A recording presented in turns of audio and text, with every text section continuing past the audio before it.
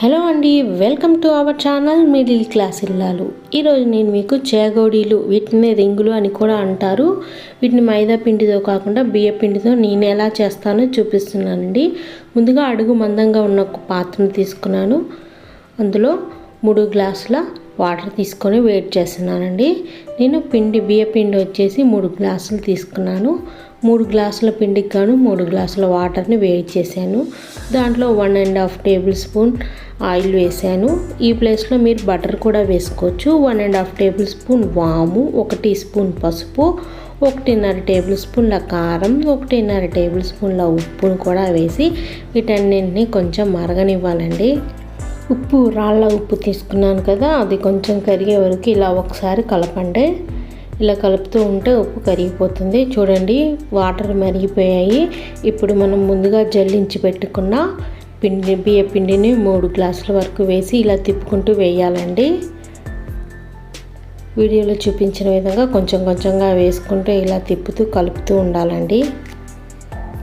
అప్పుడు ఉండకట్టకుండా చేగోడీలు పొంగుతూ కరకరలాడుతూ ఉంటాయండి. ఇలా ఒకసారి అంతా కలిపేయాలండి.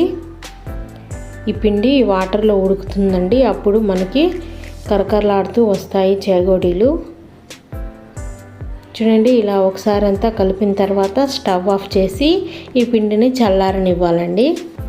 వీడియో నచ్చితే లైక్ చేయండి, షేర్ చేయండి, కామెంట్ చేయండి, సబ్స్క్రైబ్ చేసుకోండి. పక్కన ఉన్న బెల్ని యాక్టివేట్ చేసుకొని ఆన్లో పెట్టుకోండి. నేను ఏదైనా కొత్త వీడియో చేస్తే మీకు నోటిఫికేషన్ రూపంలో వస్తుంది. చూడండి, ఇలా స్టవ్ ఆఫ్ చేసిన తర్వాత ఒకసారి అంతా కలిపేసి దీన్ని వేరొక ప్లేట్లోకి తీసుకొని, కొంచెం వెడల్పుగా ఉన్న ప్లేట్లోకి తీసుకొని చల్లారనివ్వాలండి.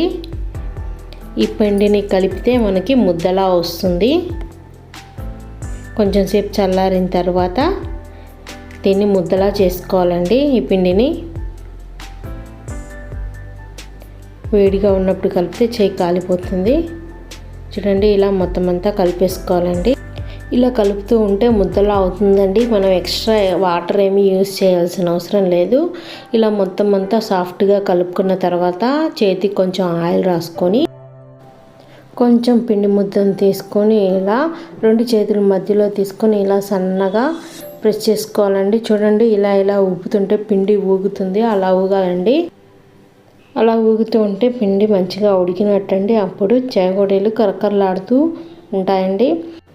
చూడండి, వీడియోలో చూపించిన విధంగా ఆ పిండి ముద్దని ఇలా మనం ఫింగర్ చుట్టూ ఇలా తిప్పేసుకొని జాయింట్ చేసేసుకుంటే రింగులు రెడీ అండి. నేను ఆయిల్ తీసుకున్నాను కదా హ్యాండ్కి, మీరు కావాలంటే పొడిపిండి కూడా తీసుకొని ఇలా చేసుకోవచ్చండి. ఇలా మొత్తం అంతా చేసిన తర్వాత డీప్ ఫ్రైకి ఆయిల్ పెట్టుకొని ఆయిల్ కొంచెం వేడైన తర్వాత మనం ముందుగా ప్రిపేర్ చేసుకున్న రింగుల్ని ఇందులో కొంచెం కొంచెంగా వేయాలండి. వీటిని వేసిన తర్వాత వెంటనే కదపొద్దండి. కదిపితే ఇవి విడిపోతాయి. ఆయిల్లో పొంగులా వస్తుంది కదండి, ఈ పొంగు పోయే వరకు వీటిని కదపొద్దండి. ఇది కొంచెం తగ్గిన తర్వాత అప్పుడు ఒకసారి కలిపితే అవి ఈవెన్గా ఫ్రై అవుతాయి, లేకపోతే విరిగిపోతాయండి. ఇలా ఒకసారి కలిపేయండి. కొంచెం పొంగు తగ్గిన తర్వాత చూడండి, అప్పటికే ఫ్రై అయిపోయాయి. గోల్డెన్ బ్రౌన్ కలర్లోకి వచ్చిన తర్వాత వీటిని వేరొక ప్లేట్లోకి తీసుకోవటమేనండి. అంతేనండి, ఎంతో క్రంచీ క్రిస్పీగా ఉండే చేగోడీలు రెడీ అండి. మీరు కూడా ఒకసారి ట్రై చేసి చూడండి. మీకు ఎలా వచ్చిందో నాకు కామెంట్ బాక్స్లో చెప్పండి. వీటిని బయట స్వీట్ హౌజెస్లో మైదా పిండితో చేస్తుంటారండి. మైదా పిండి హెల్త్కి మంచిది కాదు. కాబట్టి ఇలా బియ్య పిండితో ఈజీగా ఇంట్లోనే ప్రిపేర్ చేసుకోండి.